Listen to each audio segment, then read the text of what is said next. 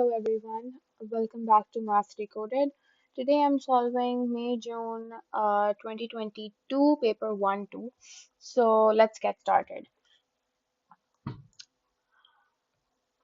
Question number 1 says the coefficient of x raised to power 4 in the expansion of this expression is equal to the coefficient of x squared in the expansion of this.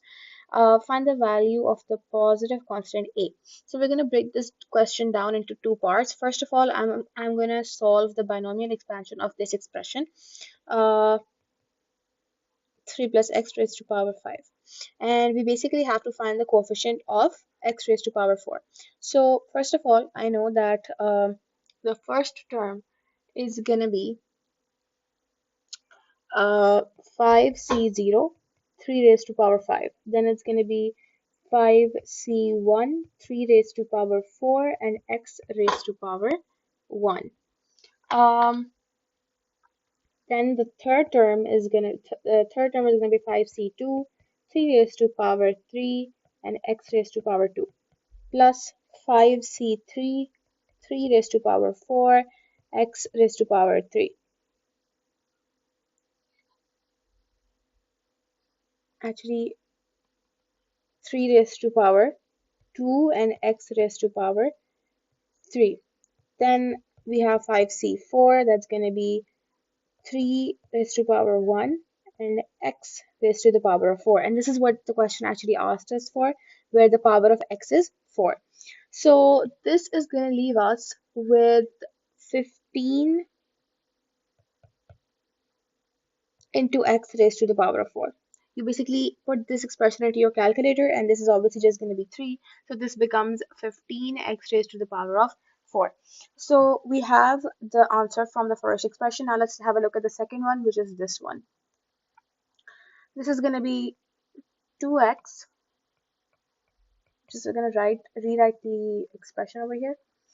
First of all, this is going to be 2x 6c0 2x raised to the power 6 plus 6c1 2x raised to the power 5 and a over x raised to the power of 1. Then we're going to have 6c2 2x raised to the power 4 and a over x raised to the power 2. Now, what did we need to find? We needed to find x squared. I think this is the term where we will be getting x squared, this term.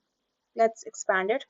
This is gonna become 6c2, 8, not 8 actually, 2 raised to power 4, x raised to the power 4 dot a square over x square. Now you can see that this cancels out and this becomes 2.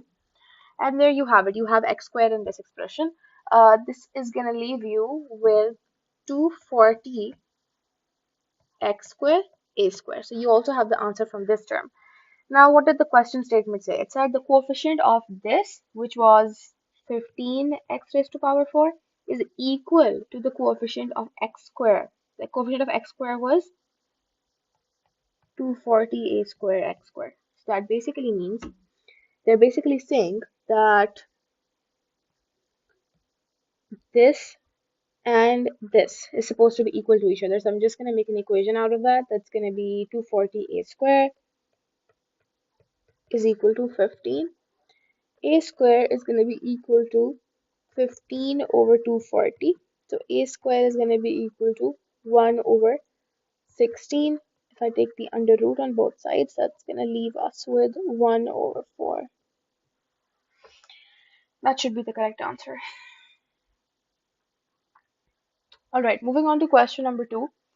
It says the second and third terms of a geometric progression, so G2 and G3, are 10 and 8 respectively. Find the sum to infinity. Pretty simple. G2 is 10 and G3 is 8. Because they are two consecutive terms, I can easily figure out the ratio by dividing the two terms. That's going to be 8 over 10, which is going to be 4 over 5. For the sum to infinity, the formula is G1 over 1 minus R. So we need to figure out the first term in this case. The easiest way to figure this out is by saying G3 is equal to G1 into R square. So here's the trick. Basically, whenever you make such equations, this number and this number must be adding up to this number. This is the basic rule that I use. It really helps out.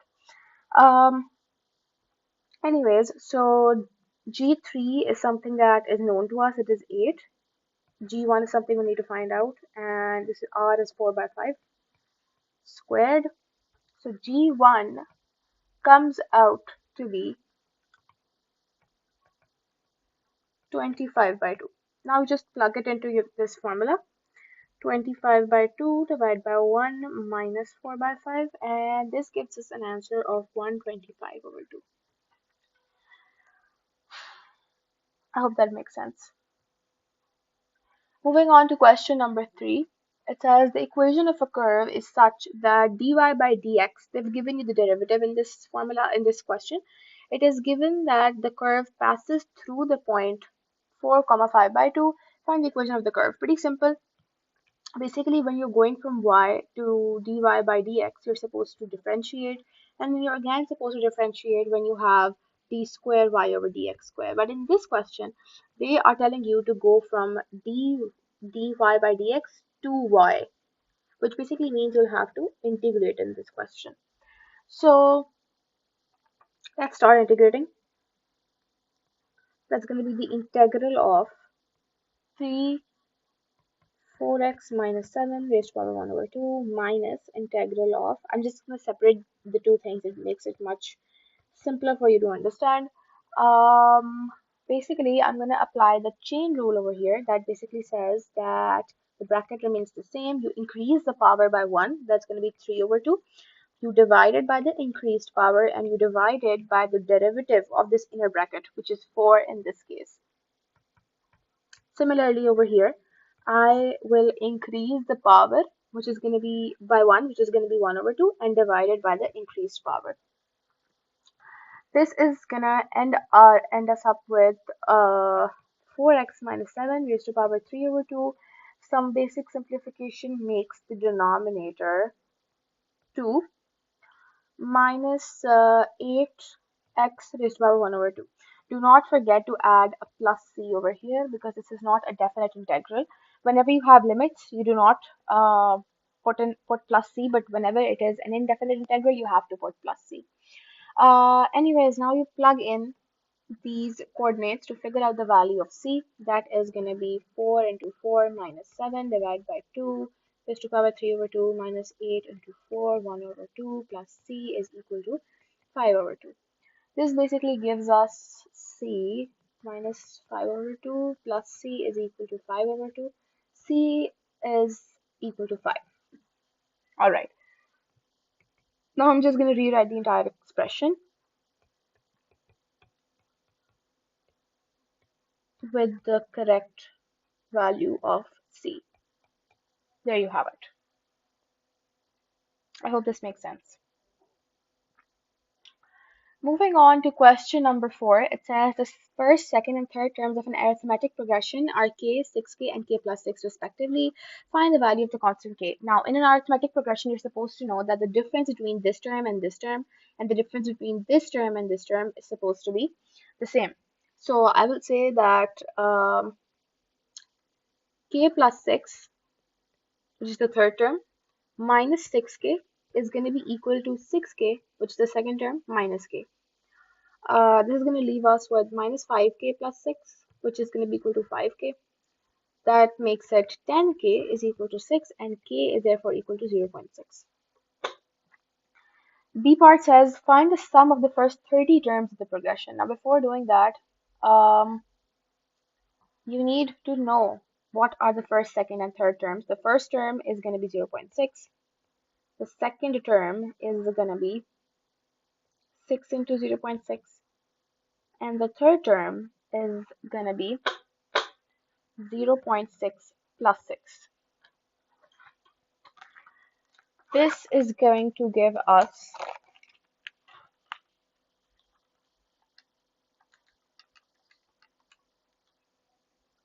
0.6, 3.6, 6.6. And therefore, the difference between these terms is 3. Difference is 3. Now, I'm just going to figure out and I know that u1, which is basically the first term, is 0.6. And we need to figure out the sum for 30 terms. So using the basic formula, sum of 30 terms, that's going to be by 2. This formula is, by the way, given to you in your data booklet. You don't need to memorize it in the formula sheet that is given to you in the exam. 2 into 0.6 plus 3 into 30 minus 1, which is 29. This is going to give me the answer as 1323. I hope that is clear.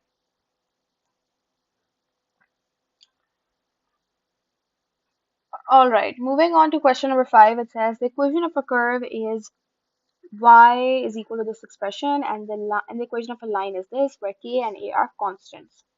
Given that the curve and the line intersect at the points where the x coordinates this, find the values of k and a. All right, whenever you have a question about intersection, you're supposed to put the two equations together. So I can say 4x squared minus kx plus half k squared is equal to x minus a.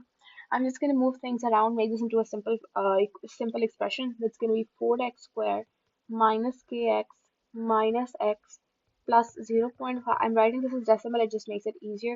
It's the same thing. Plus a is equal to 0. That's going to be 4x squared minus plus x minus k minus 1. I took x common out and I wrote the constants separately. Now, if you can see, this resembles a quadratic equation. This is your a, this is your b, and this is your c. Ax squared plus bx plus c is equal to 0. So I can say that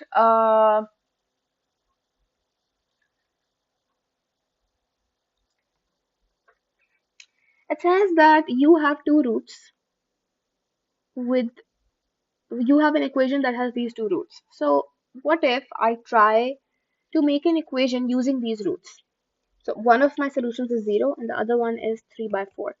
This basically means I would be having an equation of this sort. Why? Because if I were to solve this equation, I would write it as x is equal to 0 and x minus 3 by 4 is equal to 0, and that would mean x is equal to 3 by 4. I hope that makes sense. So basically, this is the equation that we are having. Now, you need to understand one thing, that in this equation, if I were to expand this, this would be x squared minus 3 over 4x is equal to 0. Now you need to see that in this equation you do not have a 4 over here. You do not have a 4 over here, and in this you do. In order to make them similar to each other, you'll have to multiply this entire equation by 4. That will make it 4x squared minus 3x is equal to 0. And now you can basically compare coefficients. I can say that now I know that 4x squared and 4x squared are equal. I can say that this negative 3 will be equal to negative k minus 1.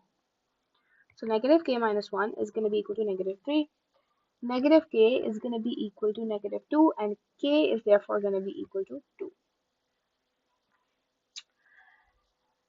Similarly, we can also say that this constant 0.5 k square plus a is equal to 0, because in this equation, you do not have a constant term.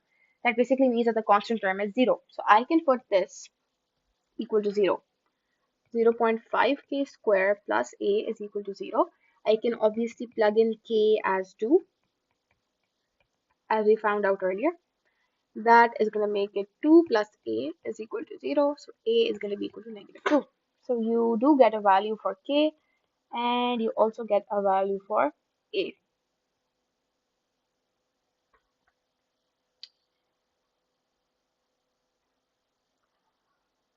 Alright, moving on to part B, it says, given instead that a is equal to negative 7 over 2, find the values of k for which the line is a tangent to the curve. We already found an equation in the previous part. Um,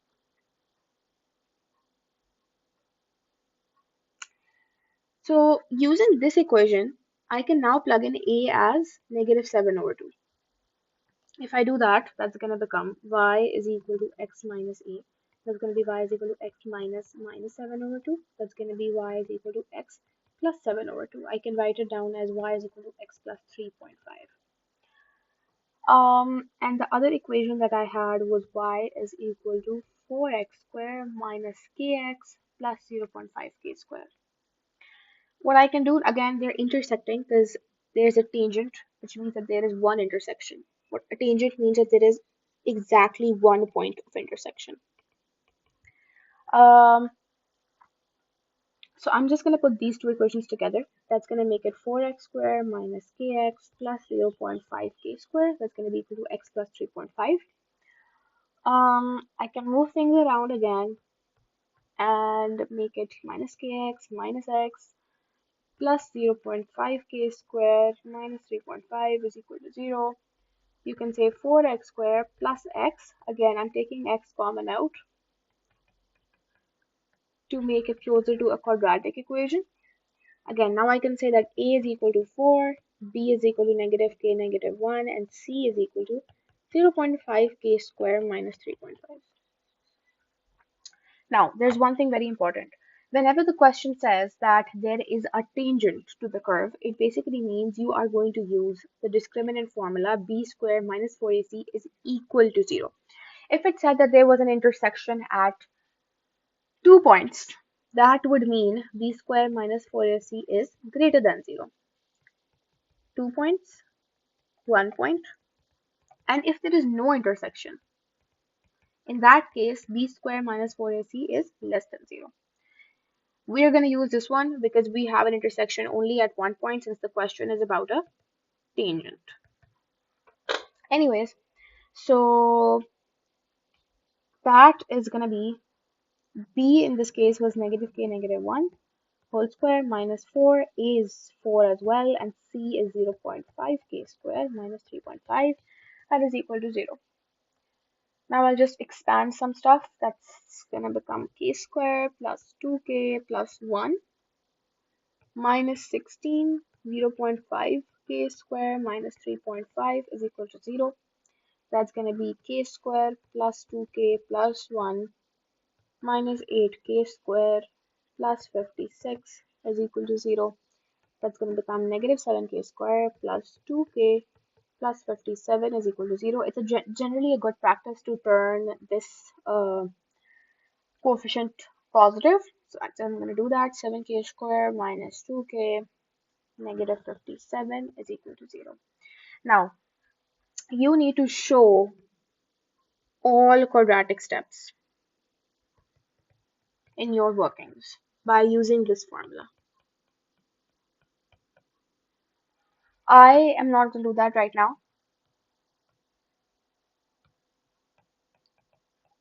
I'm just going to plug this into my calculator, but you need to show all your steps to gain marks. I'm going to write that over here.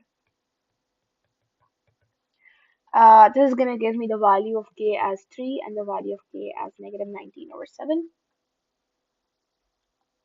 Yeah, the question said value, so you're going to write down both the answers. I hope this question makes sense. All right, now moving on to question number 6. It says the diagram shows the curve with this equation. All right, and the line with the equation this. So this is the equation of line, and this is the equation of the curve. Find the exact area of the shaded region which is bound by the line and the curve. All right, now if you could notice, you can see that this line has an area under the graph, but that area is being cut with the presence of this line. So what you're going to do is that you're going to say the area under graph of curve minus the area under the graph of line. Now, how do you figure that out? You are basically going to be integrating both of these expressions. to find the area under the graph, and then you're going to subtract them. But before doing that, you need to know the limits. You need to know the limits. The limits are basically the points of intersection. So if I try to figure that out, that is gonna be, now whenever you have to find out the points of intersection, you put the two equations together. This is gonna leave you with 2x minus 5x 1 over 2 plus 2 is equal to 0. Now, this is a quadratic equation in disguise. Quadratic equations in disguise basically mean that the power of x over here is being doubled over here. And that is true, because over here the power of x is 1 over 2 and over here the power of x is 1. This is being doubled. Whenever this happens, it means that it is a quadratic equation in disguise, and it can be figured out exactly how you would figure out a normal quadratic equation. I hope that's clear. So if I start solving it, that is going to be 2x. I'm going to do some middle term breaking over here. Minus 4x raised to the power 1 over 2 minus x raised to the power 1 over 2 plus 2 is equal to 0. You can see that minus 4 and minus 1 will make minus 5. Anyways, I'm just going to take 2x 1 over 2 common out. That's going to leave us with x raised to the power 1 over 2 minus 2 minus 1 x raised to the power 1 over 2 minus 2. Whenever you see that these two brackets, this bracket and this bracket, have the same expression inside, it means that you're definitely doing it correctly. I'm just gonna rewrite this stuff like that, and then I'm gonna say x raised to the power 1 over 2 minus 2 is equal to 0, and 2x raised to the power 1 over 2 minus 1 is equal to 0. That's gonna leave us with x raised to the power 1 over 2 is equal to 2, and 2x raised to the power 1 over 2 is equal to 1. So I can say that this can be written down as an under root. Similarly, this can also be written down as an under root. If I take the square on this side and the square on this side, that's going to leave us with x is equal to 4. And similarly for this side, I'm going to take the square on this side and the square on this side, that's going to leave us with x is equal to 1 over 4. Now that I have these points of intersection, I can say that this is 1 over 4 and I can say that this is 4. Now that I have the limits, I can simply start integrating. So basically, I am gonna integrate both the expressions. So integral of 5x raised to power 1 over 2 minus the integral of 2x plus 2. The integral of this is going to be 5x. I'm going to increase the power by 1. That makes it 3 by 2 and divided by the increased power. Similarly, I am going to integrate this as well. That's going to make it 2x squared. Again, power increased by 1 divided by increased power plus 2x. And I know that both of them have limits 4 and 1 over 4, 4 and 1 over 4. Now this is going to make it 10 over 3 x raised to power 3 by 2 minus x squared plus 2x. Again, integral limits 4 and 1 over 4, limits 4 and 1 over 4. If you input the values, once you would input 4 and once you would input 1 over 4, and you need to subtract the two values. Similarly, on the other side, 4 square is going to be 16 and 2 into 4 is going to be 8 minus 1 over 4 square, that's going to be 1 over 16 plus 2 into 1 over 4, that's going to be 1 over 2. If you solve this entire expression in your calculator, it would give you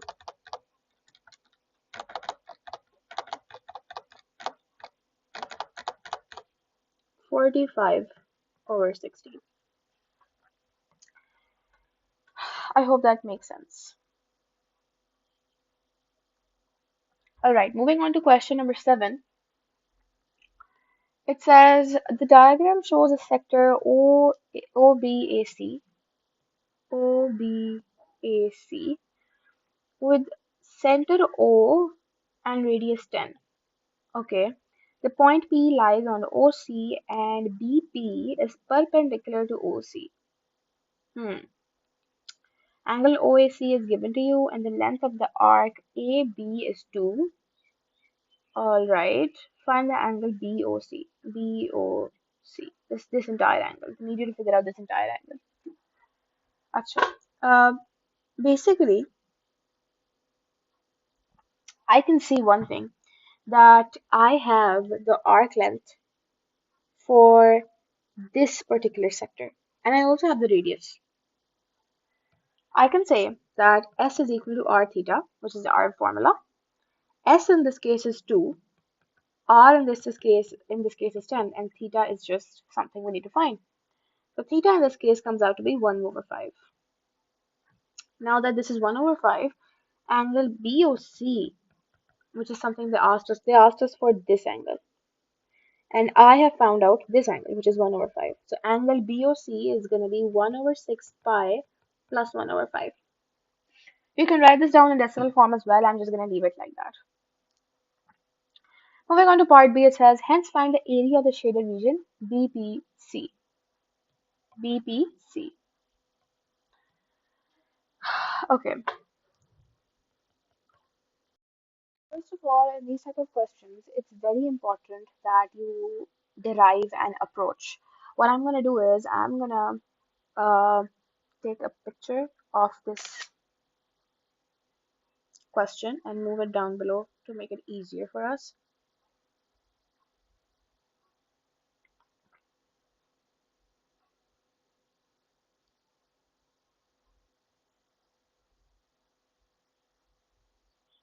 Okay.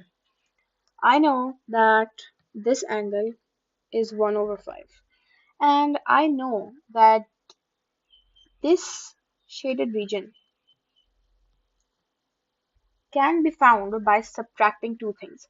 I know that this entire thing is a sector, and I know that this is a triangle. What if I subtract the area of this triangle from the area of the entire sector? That's going to give me this area, right? That's exactly what I'm going to do. So I'm just going to write it down. Area of sector OBC minus area of triangle OBP. Okay. I can easily find the area of the sector. That's not a very difficult thing. I can say 1 over 2 r square theta. That is going to be 1 over 2 r in this case is 10 square and theta is 1 over 6 pi plus 1 over 5. This is going to give us the area of sector OBC as 36.1799 centimeters square. Okay, now area of triangle is actually the basic problem, the main problem over here. I know the angle, which means that I can,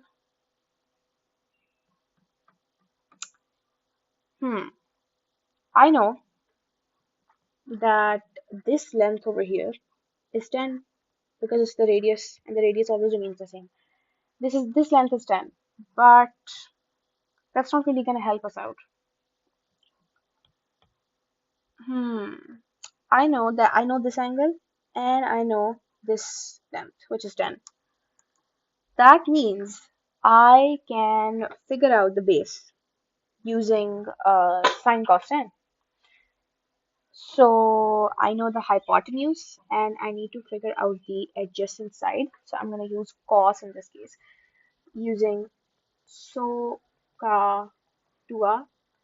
I know that I have the hypotenuse. I need to find the adjacent and I have the angle obviously. So I'm going to use cos. So cos 1 over 6 pi plus 1 over 5 is equal to adjacent OP divided by hypotenuse, that is basically 10. Remember to use your calculator in radians more than this part, by the way, because this is pi, which is radians. So OP basically comes out to be 7.4942. Now I have the base of the triangle. In order to find the area, you know that we also need the height. This is the height. How am I going to find the height? The height is going to be found in a very similar way. For the height, I know that this is the hypotenuse and I need to figure out the opposite side. So in that case, I'm going to use sine. So sine of the angle, that is 1 over 6 pi plus 1 over 5, that is going to be equal to opposite. Opposite something we need to find out, BP over the hypotenuse, that is 10. So BP comes out to be 6.62085. Now, the formula for the area of a triangle is 1 over 2 base into height. I know that the base is OP and the height is BP. So I'm just going to plug in these values. 1 over 2 base is 7.4942 and to the height that is 6.62085. And that is going to come out to be 24.809 centimeters square. As I discussed earlier, we will basically be subtracting this answer and this answer to figure out the shaded region. So that's going to be 36.1799 minus 24.809 centimeters square. That leaves us with 11.37. And again, remember to round off your answers to three significant figures. It's going to be 11.43 SF centimeter square. I hope that makes sense. All right, moving on to question number 8. It says the equation of a circle is x squared plus y squared. This entire expression basically. The points A and B lie on the circle. Find the values of A and B and hence find the coordinates of the center of the circle. All right, fair enough. First of all, um, I'm going to plug in A and see what expression do I get. So that's going to be 1 square plus 1 square plus x plus y minus 12 is going to be equal to 0. That makes it sorry, my bad. This is going to be A and B. That makes it A plus B is equal to 10. Similarly, now I'm going to plug in B. That's going to make it 2 square plus negative 6 square plus 2A minus 6B minus 12 is equal to 0. That is going to make it 2A minus 6B is equal to negative 28. So A is going to be 10 minus B. I'm just going to plug it in over here. That's going to make it 20 minus 2b minus 6b is equal to negative 28. That is going to be negative 8b is equal to negative 38. Sorry, negative 48 actually. That's going to make b to be 6. A is equal to 10 minus b. That's going to be a is equal to 10 minus 8. So, sorry. This is going to be 6. My bad. So, a is going to be equal to 4. Now it says to find out the center of the circle as well. So I'm just going to rewrite the equation with the plugged in values of A and B. Now, from this equation, I cannot figure out the center of the circle because this is not in the general form of a circle equation. I'm going to use completing the square to figure this out.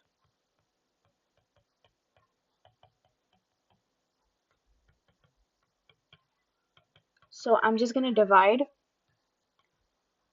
the coefficient of x by 2 and I'm going to put the negative square of the coefficient outside, that's going to be negative 4. Similarly for y plus 3 whole square, and the negative square of 3, that is negative 9, outside minus 12 is equal to 0. That's going to leave us with x plus 2 whole square plus y plus 3 whole square is equal to 25. Now, the center is now visible to us. That's going to be negative 2 comma negative 3. All right. Moving on to the next part, it says find the equation of the tangent to the circle at the point A, giving your answer in the form this where we all right. Basically, in these type of questions, it's very important that you draw a tangent for yourself. It says that there is a tangent at point A. The coordinates of point A were 1, comma 1. And you know that the center of the circle is negative 2, comma negative 3. And you know that tangents are basically perpendicular to the distance from the radius, right? Distance from the center. So first of all, you need to figure out, this is A and this is C. First of all, you need to figure out the gradient of AC. The gradient of AC is going to be 1 minus minus 3 divided by 1 minus minus 2. That's going to be 4 over 3. I know that the gradient of AC is 4 by 3, but this line is perpendicular. And whenever something is perpendicular, it's supposed to be having a negative reciprocal of the gradient. That's going to make the gradient of tangent negative 1 divided by 4 by 3. That's going to be negative 3 by 4.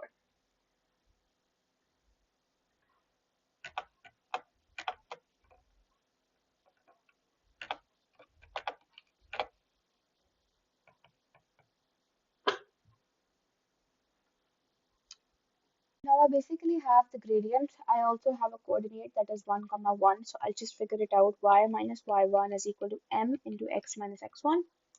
Y minus 1 is going to be m, which is negative 3 over 4, x minus x1. That's going to become 4y minus 4 is equal to negative 3x plus 3. That is going to be 4y plus 3x is equal to 3 plus 4. That is 7. And that is your answer.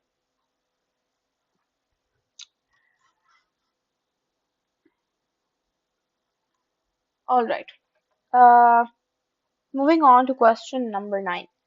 It says the equation of a curve is this for the given domain. Find dy by dx and d squared over dx. All right, pretty simple. You have to differentiate this once, and then you have to differentiate that answer once again. So if I start differentiating it, that is going to be 3x is just going to become 3. Constants become 0, so we're not going to write that down. That's going to be negative 4. Again, I'm going to apply the chain rule over here. I'm going to decrease the power by 1. That's going to be negative 1 over 2. And I'm going to multiply it by the inner derivative, which in this case is 3. Also, one more thing, we have to multiply this with the constant. That makes it 2. This leaves you with 3 minus 6, 3x plus 1 raised to power negative 1 over 2. Okay, now I'll find out the second derivative of this expression. So again, 3 is a constant, it just becomes 0. This becomes negative 6 into negative 1 over 2. Bracket is exactly the same. Negative 1 over 2 will be decreased by 1 again. That will become negative 3 over 2 into the inner derivative, which is 3. This is going to make it negative and negative gets cancelled out. This becomes d square y over dx squared, that is equal to 9 into 3x plus 1 raised to power negative 3 over 2. I hope that makes sense. Moving on, find the coordinates of the stationary point of the curve and determine its nature. Okay, whenever you have to find the stationary point, you are going to put dy by dx equal to 0. So the expression for dy by dx was 3 minus 6, 3x plus 1 raised to power negative 1 over 2. I'm going to put this equal to 0. That is going to become 3 minus 6 over 3x plus 1 equal to 0. That is going to be 6 over under root 3x plus 1 is equal to 3. That's going to be 3 under root 3x plus 1 is equal to 6. Under root 3x plus 1 is equal to 2.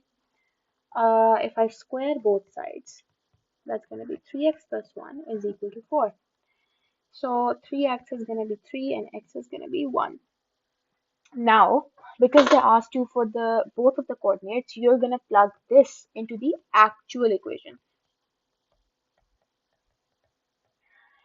If I do that, that is going to give me, what was the actual equation? The actual equation was y is equal to 3x plus 1 minus 4 into 3x plus 1 raised to the power 1 over 2. If I plug in x is equal to 1, that is going to give me,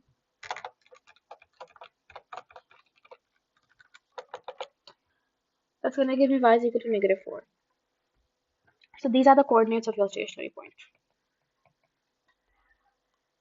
Now it says determine its nature. Whenever you have to determine the nature, you plug in the x coordinate of your stationary point into your double derivative.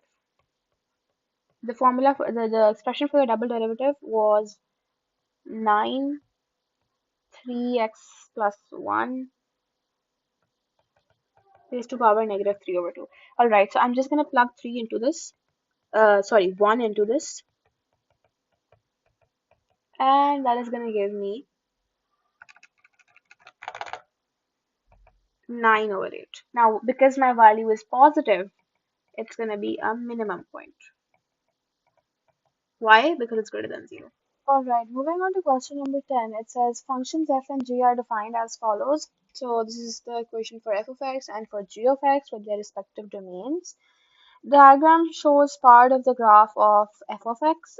State the domain of f inverse. Alright, first of all, you need to understand that the domain of f inverse is equal to the range of f of x. This is a rule, okay?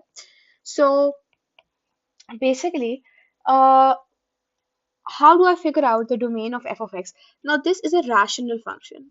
For rational functions, their domain is always, basically, there's a set format for this. So let's say ax plus b over cx plus d. This is the format of a rational function. And the domain in this case is always going to be equal to cx plus d not equal to 0. And the range in this case is always going to be y is not equal to a over c.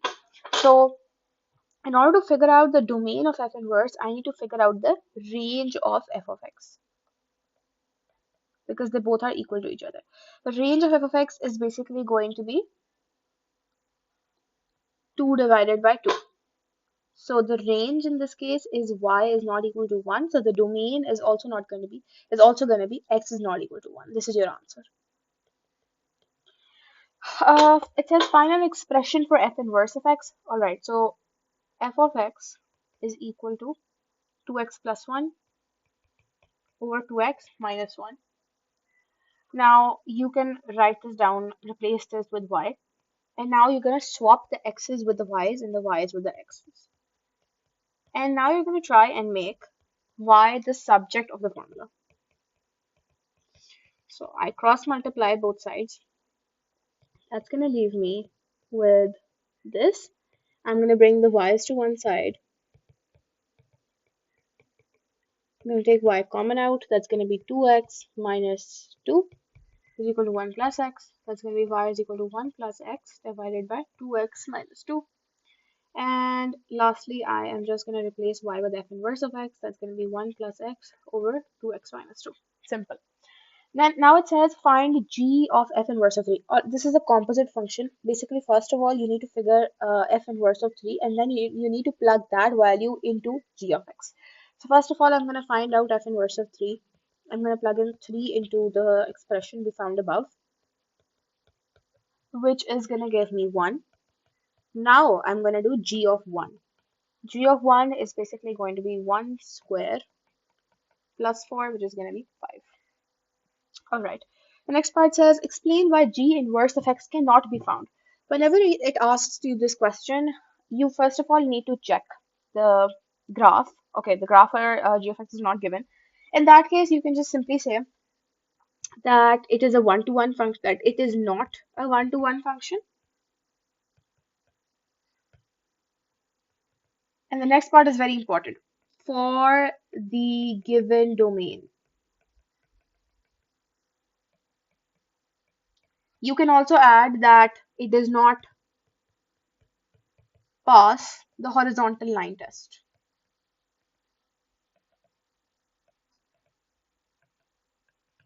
In case you're wondering what is the horizontal line test, it is basically if a graph, for example, let's take a quadratic graph.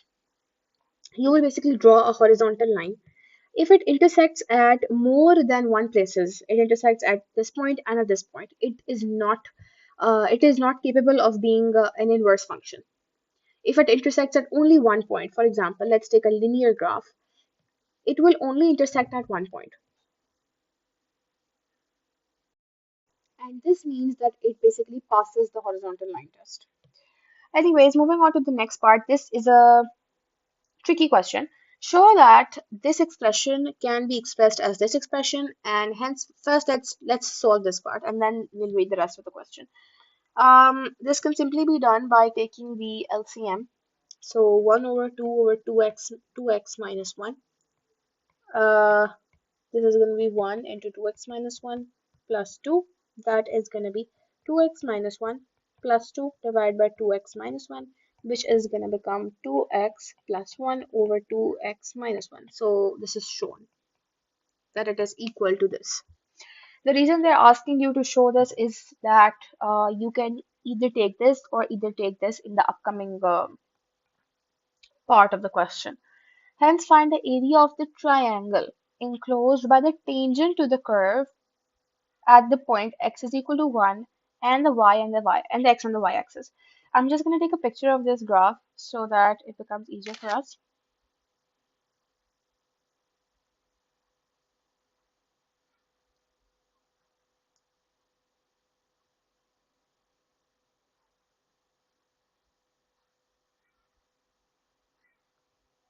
All right. Basically, it says at the point x is equal to 1. This is the point 1, x is equal to 1. I'm going to draw tangent to this graph over here. Now I'm doing this on a screen, so it's a little harder for me, but you do get the idea. This is probably gonna go and intersect with the y-axis at some point, which is not visible to us visually, but it you do understand that it will be a triangle being formed over here. They are basically talking about this triangle, and this is the triangle that we need to find the area of. And you know that in order to find the area of triangle, you need to know the base and the height. Now, um, I can find out, if I find out the equation of this line, I can find out this coordinate, then I can also find out this coordinate, and I can then find out the base and the height and put it into the areas formula. But the problem over here is that we do not know the equation of this line. So we need to work towards finding that first of all. Acha, first of all, I know that the equation of this curve is given to us, which can also be written as this. I am going to use this equation to figure out the derivative, not this one, because this is something that you cannot differentiate in AS. So I'm going to use that equation. This is the reason they basically asked you to prove that these two expressions are the same. So let's take this. I'm going to differentiate it. You know, you do understand that constants just become 0. And this is going to be 2 into 2x minus 1 raised to power minus 1. This is then going to be applying the chain rule. That's going to be 2 into minus 1, 2x minus 1. You reduce the power by 1. That's going to become minus 2 into 2 is equal to y. And that is going to be negative 2 into. Achha, by the way, I've written 2 over here because this is the inner derivative of this bracket. Anyways, this becomes negative 4 actually. Negative 4 into 2x minus 1 raised to power negative 2. This is the derivative. Now, I know that plugging in an x coordinate into the derivative gives me the gradient at that point. And I know the x coordinate was 1. So I'll just plug in this value. Negative 4 into 2 into negative 1 minus 1 raised to power negative 2. That is going to give me the gradient as negative 4. Now I know um, that at this point, when x is equal to 1, I can see that y is equal to 3. So I have the coordinates. I have m is equal to negative 4 and I have the coordinate 1 comma 3. I can use this information to calculate, to figure out the equation of that tangent. That's going to be y minus y1 is equal to m into x minus x1. That's going to be y minus 3 is equal to m, that's negative 4, x minus x1. This is going to give me the equation as y is equal to negative 4x plus 7. Yeah. Okay, I don't have more space down. I'm just gonna continue the question over here. Now that I have this, I do understand that whenever something is intersecting with the x-axis, the y-coordinate is supposed to be 0. So if I put this equal to 0, that is gonna give me, I'm just gonna clear my annotations over here to make it easier for you. That is gonna give me the x-coordinate as 7 over 4. That means 0, comma 7 over 4 is one of the coordinates. Sorry, 7 over 4 comma 0. So this coordinate over here is 7 over 4 comma 0. And when I need to find the y-intercept, I know that the x is going to be 0. So that is going to be negative 4 into 0 plus 7. That's going to give me y as 7. So 0 comma 7. This means that this coordinate over here is 0 comma 7. This tells me that the height is 7 units and the base is 7 over 4 units. And now I can very easily figure out the area as 1 over 2, the base is 7 over 4, and the height is 7. And this is going to give me the answer as 49 over 8 units, centimeters square. I hope this question makes sense. Right, now moving on to question number 11, it says the function f is given by this expression, quadratic equation, for this given domain where k is a constant. Given that k is equal to 3, find the exact solutions of this equation. All right, let's plug in k is equal to 3. That's going to be 4 cos 4x plus cos square x minus 3 is equal to f of x. Now, you need to understand that this equation resembles a quadratic equation. And this is a quadratic in disguise, by the way. This is a quadratic in disguise. Why? Because the power over here is being doubled. But I'm not really going to solve it like that. I am going to solve it by substitution method. I'm going to say that cos square x is equal to m. That makes it 4m square plus m minus 3 is equal to 0. If I solve this using middle term breaking, I can say that m is equal to 3 over 4 and m is equal to negative 1. Now, one thing you need to make sure over here, you need to show all quadratic steps over here. You cannot skip them. I skipped them because I did it in my brain, but you cannot skip it. They need to be shown, otherwise you will not get a mark. Show the quadratic formula and the plugged in values, and then you will get the mark for this step. Anyways, because I use substitution, I'm going to say cos square x is equal to 3 over 4 and cos square x is equal to negative 1. Now you know that this is going to be rejected, but this does not give you any solution, but this will give you a solution. So now you need to understand that cos square x can also be written as cos x whole square. It's the same thing. So I'm going to take an under root over here. I'm going to take an under root over here. That's going to give us cos x is equal to under root 3 over 4.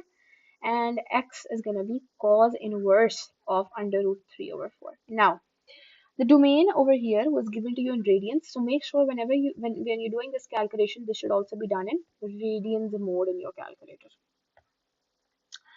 Anyways, this is gonna give you x is equal to 30 degree when you do it in degrees, and which is basically gonna be pi by 6 in the radians mode. So if you draw the quadrants, that's add sugar to coffee. Now, your cos value was positive, and your domain is the entire thing from here to here. So you do understand that cos is going to be positive in this quadrant and in this quadrant. So that's going to leave us with the first quadrant, that is pi by 6, and for the last quadrant it's going to be 2 pi minus pi by 6, which is going to be 11 over 6 pi. So these are your two answers, pi by 6 comma 11 over 6 pi. All right. And by the way, you cannot write these down in decimals. Why? Because the question states exact solutions. Anyways, moving on to part B, it says use a quadratic formula. The quadratic formula. The quadratic formula is negative b plus minus b square minus 4ac over 2a. to show that when k is greater than 5, the equation f of x is equal to 0 has no solutions. All right, so basically our equation was 4 cos 4x plus cos square x minus k is equal to f of x. Now, I know that a over here is equal to 4, b over here is equal to 1, and c over here is equal to negative k. If I plug these values into this formula, let's see what happens.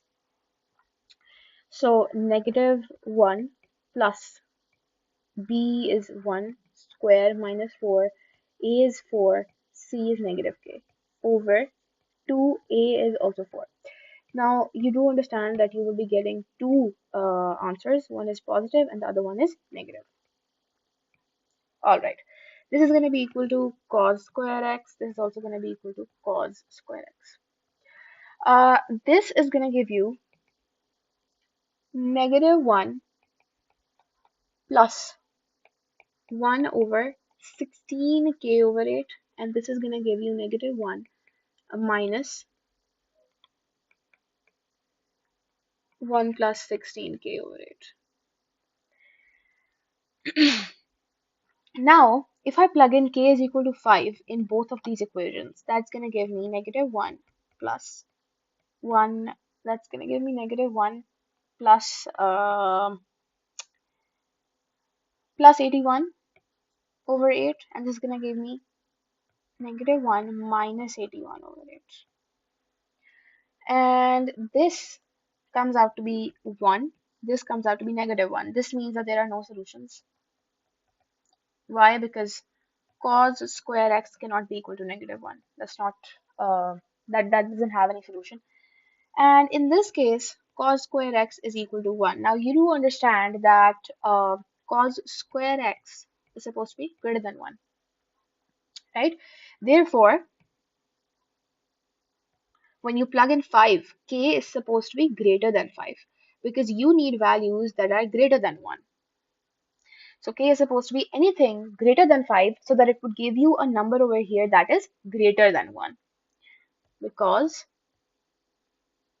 cos square x is greater than or equal to 1 has no solutions.